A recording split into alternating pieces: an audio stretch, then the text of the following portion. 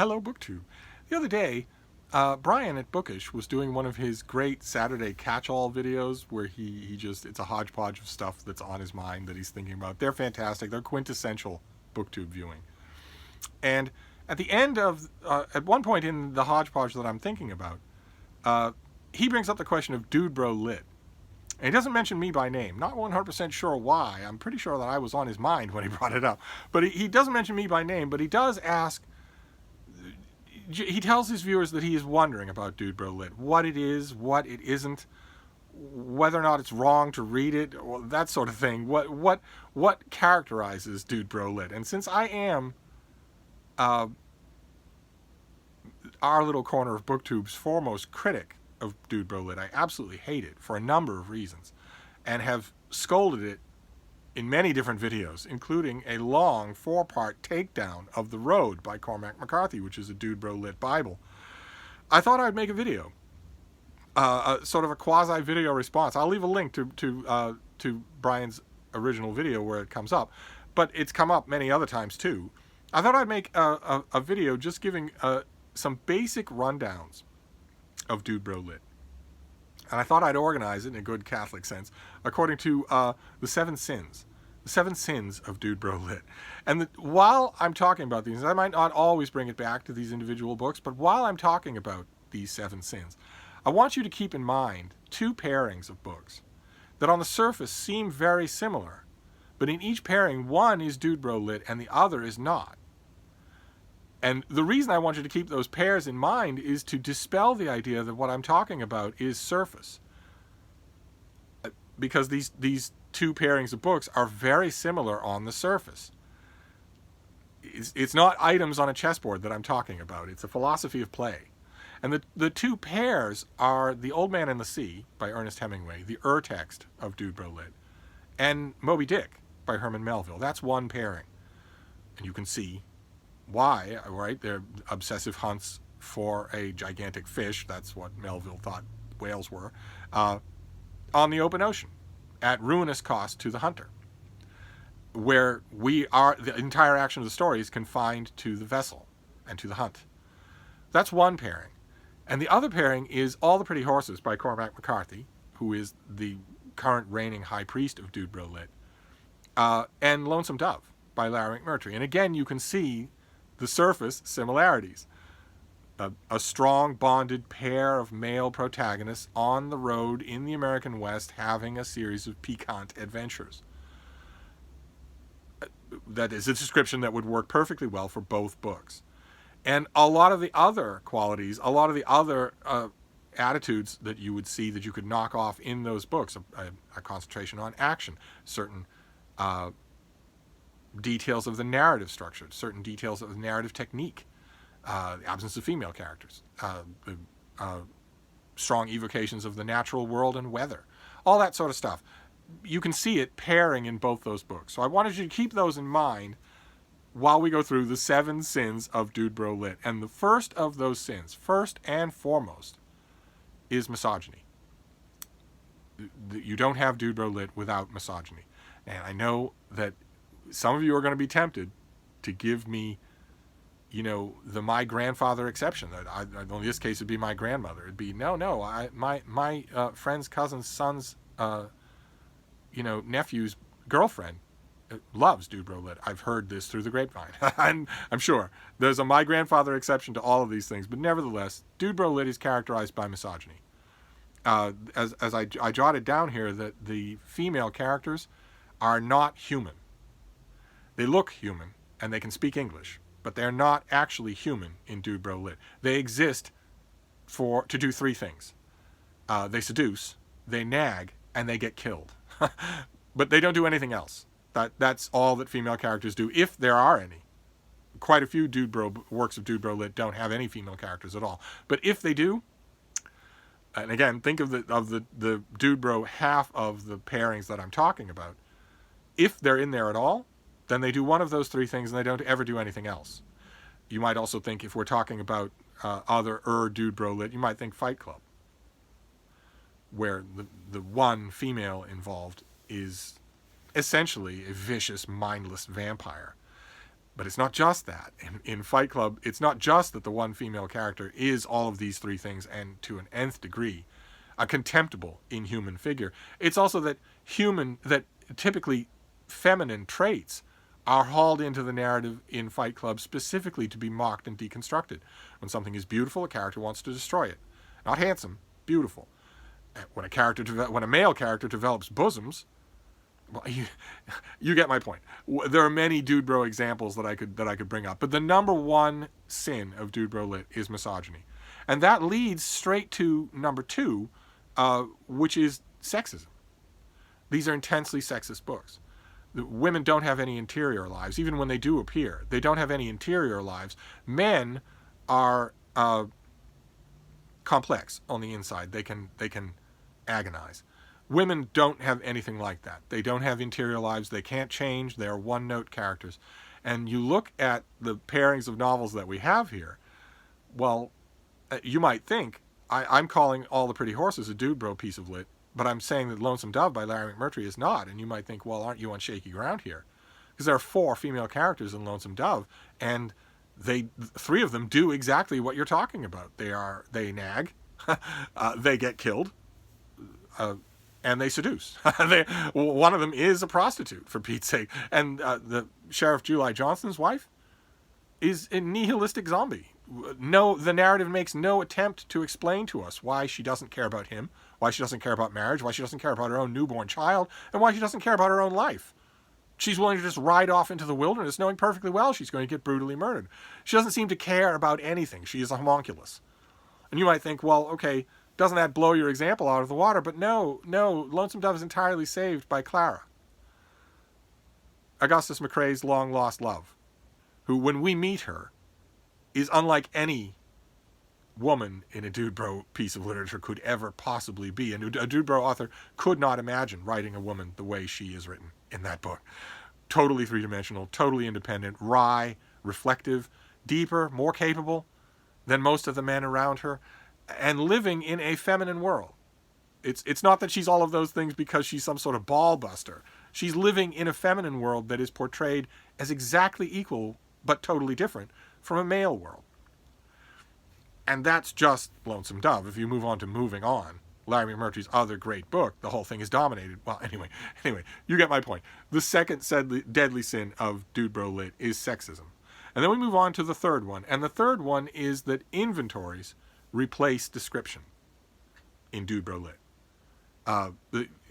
Because real men care about instruction manuals.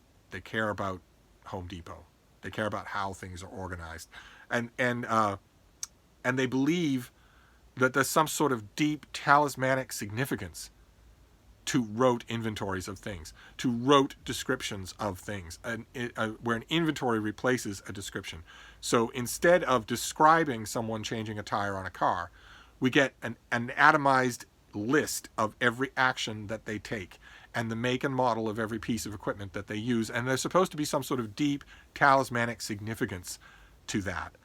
Either that, or it's clear on the page that the Dudebro author is saying that he wishes there were, that he believes that once upon a time in the world that is now lost, there was a talismanic significance to these things, where once upon a time the world understood that these things were important for men to know and to talk about, and that world has deteriorated. Because there's a syrupy cry in your beer sentimentality at the back of Dudebro Lit that most Dudebro fans don't even want to talk about. So it's one of those two things. It's either that the author is Dudebro enough to think that merely listing the lug nuts on the shelf is somehow deep and significant. This is what real writing is. None of this artsy-fartsy fairy stuff. Either the author merely thinks that, or the author thinks that not only is that important, but that it's important that society has forgotten that is important. And that explains why you got men with hair like girls. That explains why society has gone to heck in a handbasket, because men, real men, have forgotten that kind of thing. Utterly ridiculous, utterly insulting, nevertheless prevalent, almost universal in Dudebro Lit, is that inventories replace description and all that entails. And the fourth sin of Dudebro Lit flows naturally from the third one, which is that what I mentioned, those inventories are invested with cosmic significance.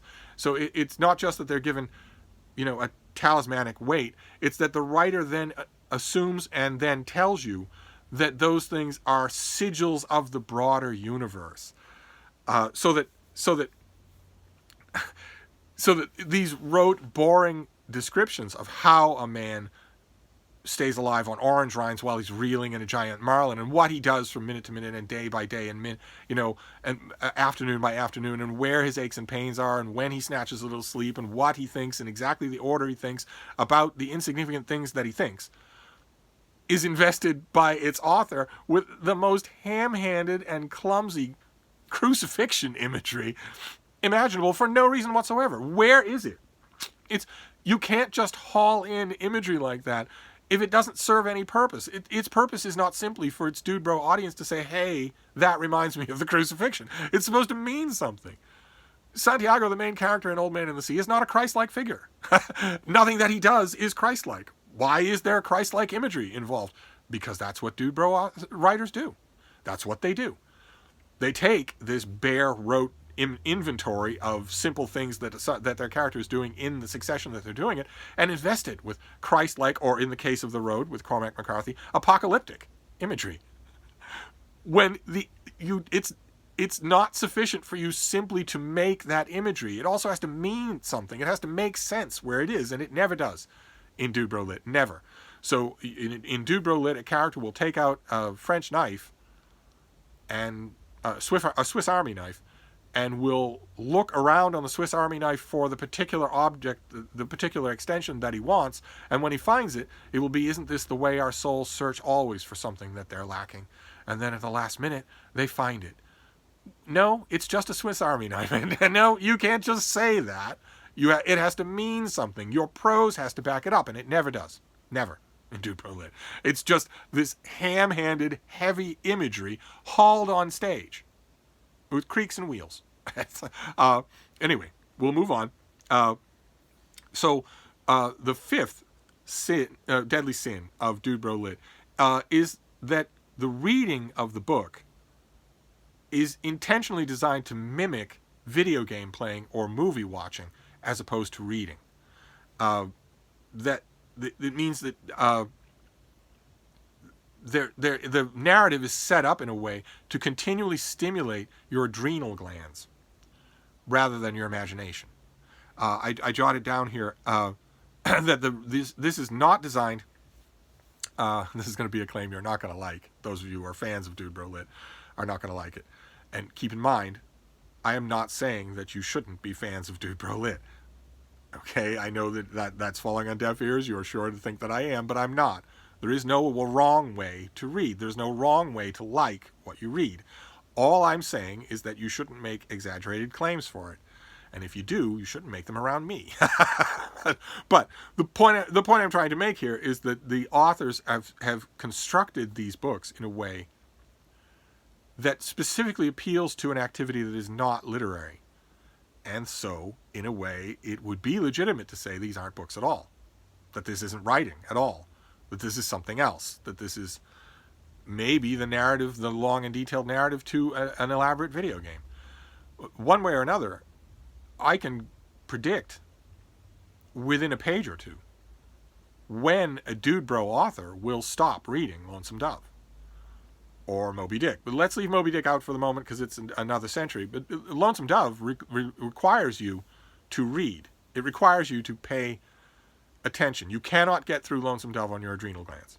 You very much can get through All the Pretty Horses by your adrenal glands. In fact, if you don't read All the Pretty Horses with your adrenal glands, if you specifically trained yourself or been acclimatized to read with your imagination and with the other parts of your brain, you will read All the Pretty Horses and say, what is this crap? And the reason why you will do that is because you're not reading it with the organ it was intended for.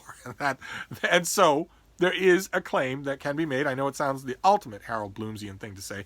But there is a claim to be made that Dudebro Lit is not literature at all. Because it's not meant to be read as literature or received that way. And that flows to the next sin of Dudebro Lit. That flows naturally to it, which is that I jotted down here that surprise replaces progression and gimmick replaces plot.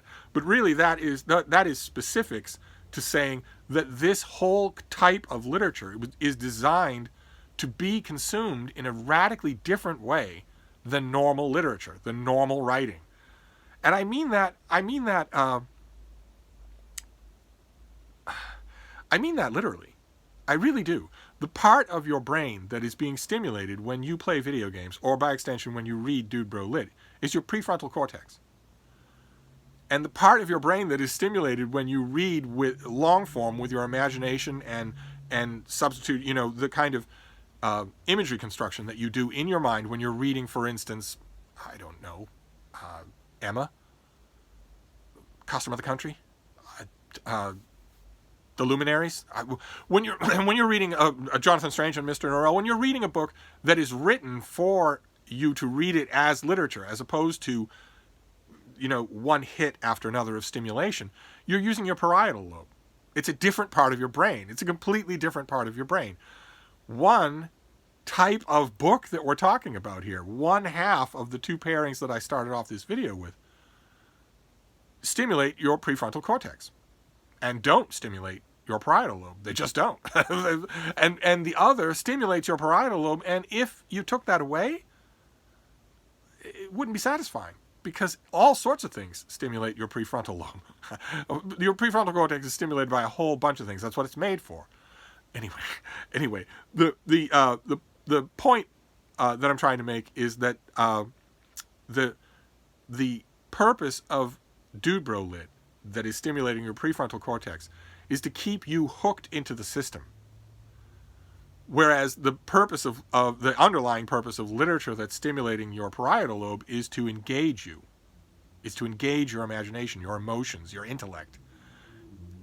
I don't know if I'm making this clear. It's a completely different process that goes on in these two things, and that's a sin. It's a sin. It's a sin for an author like Cormac McCarthy or his fans to say that he should get every literary award in the world when what he's doing is pushing drugs. It's not a sin to read his books, and it's not a sin to enjoy them, but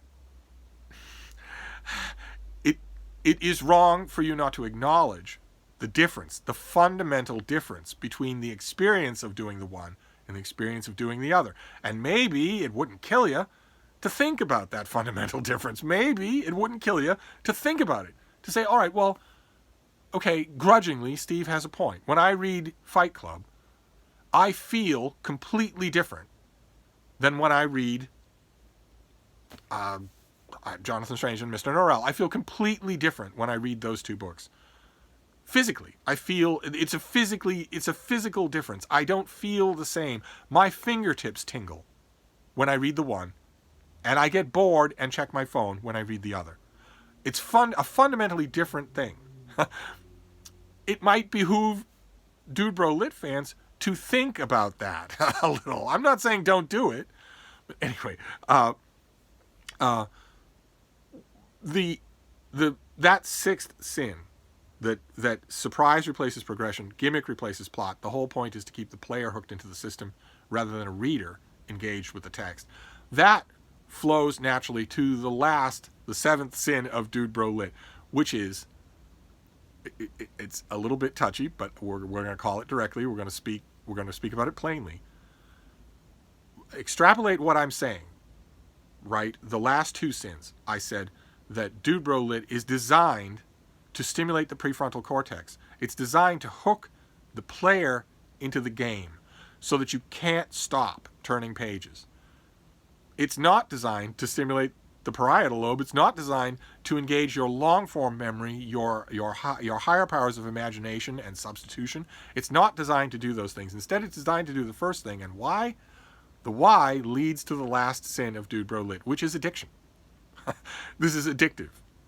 And I don't mean it's addictive like Sarah J. Maas, oh my God, I can't wait for the next book. It's that its devotees become addicted to it.